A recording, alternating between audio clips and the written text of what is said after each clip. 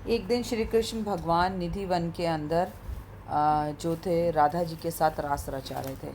रास रचाते रचाते राधा जी ने पूछा, मुझे सिर्फ इस बात का जवाब दो कि भक्त कष्ट क्यों पाते हैं। तो कृष्ण भगवान ने कहा, अगर इस बात को तुम्हें समझना है तो इसके लिए तुम्हें मेरी कहानी सुननी पड़ेगी। तो बोले, मेरा एक भक्त था, वो मेरी बहुत भक्ति करता था, बहुत विश्वास था उसे मुझ पर। दिन रात वो मेरी भक्ति करता रहता, लेकिन वो मेरी जितनी भक्ति करता था वो उतना ही निर्धन होता जा रहा था। उसको खाने के भी लाले पड़ गए थे, बस 2 वक्त का खाना किसी भी तरह से गुजारा हो रहा था। और उसके आसपास के जो लोग थे वो भक्ति नहीं करते थे और वो दिन दूनी रात चौगनी तरक्की कर रहे थे।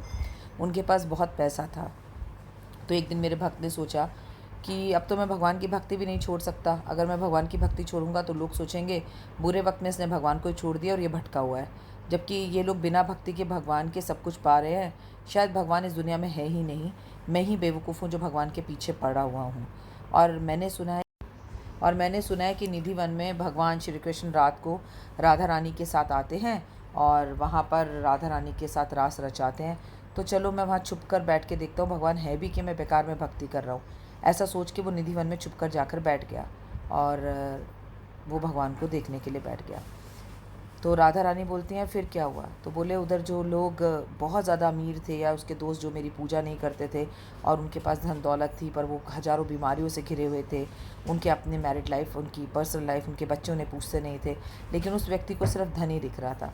ये बात भगवान के मुँह से सुनते ही जो वो भक्त था एक पेड़ के पीछे छुपकर सब बातें सुन रहा था, आकर वो कृष्ण जी के पैरों में गिर गया और राधा रानी को बहुत धन्यवाद कहना चाहता था कि थैंक यू, आपने कृष्ण जी से सवाल पूछा।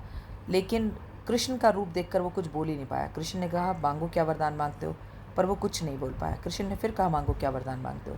तो बोला, मैं आपके सिर्फ सानिध्य में रहना चाहता हूँ। कृष्ण ने, यही तो मैं तुम्हें समझाना चाह रहा हूँ। जो धन होता है वो तुम्हारे मुकद्दर और किस्मत से आता है। जब तुम किसी को दान करते हो, किसी की हेल्प करते हो, तो तुम्हारे पास पैसा ज़रूर आता है, लेकिन तुम केवल मांगते रहते हो और उस पैसे का इस्तेमाल खुद ही करते हो और सोचते हो कि हमें भक्ति का फल क्यों नहीं मिल रहा। इतने वर्ष से जो तुमने मेरी भक्ति करी है, निधि वन में होने के बावजूद मुझे और राधा रानी को देख पा रहे हो, और अब मैं तुमसे वरदान मांगने के लिए कह रहा हूँ तो तुम वरदान भी नहीं मांग रहे। तो उसने बोला, मुझे वरदान चाहिए, लेकिन सिर्फ आपकी भक्ति चाहिए। कृष्ण ने कहा, तथास्तु, आज से निधि वन के पत्ते, बेल सब बन जाओ तुम, और रोज़ रात को राधा रानी और मेरे दर्शन करो। कौन कहता है भगवान आते नहीं, तुम मीरा के जैसे बुलाते नहीं। उसी दिन से वो व्यक्ति जो है उसकी मृत्यु हो गई और वो निधि वन के बेल, पत्ते और लताएं बन गया। भगवान किसको कब क्या दे दे, वो तो रोज़गार चलाने के लिए छोटी सी बात मांग रहा था और भगवान ने उसको अपने सानिध्य में ले लिया। अगर दुख और तकलीफ़ का समय है तो ये मत सोचना कि ईश्वर आपके साथ नहीं है। पल पल, कदम कदम ईश्वर आपके साथ है। शायद किसी को वो साइकिल दे रहे हो, पर आपको पूरा जहाज ही देंगे, अपने ही दर्शन कराएंगे। सही वक्त आने पर ईश्वर के सानिध्य में रहें, उसकी भक्ति, उसकी अर्चना, आराधना बिल्कुल ना छोड़ें। वो आपके साथ भी रहेगा, आपको दर्शन भी देगा और आपके अपने पास भी रखेगा, आपके काम भी काज भी संवारेगा। कमेंट्स में जय माता दी लिखिएगा। कहानी कैसी लगी ज़रूर बताइएगा। आज का दिन शुभ हो। आज है गणेश विनायक चतुर्थी, तो गणपति महाराज की पूजा ज़रूर करें।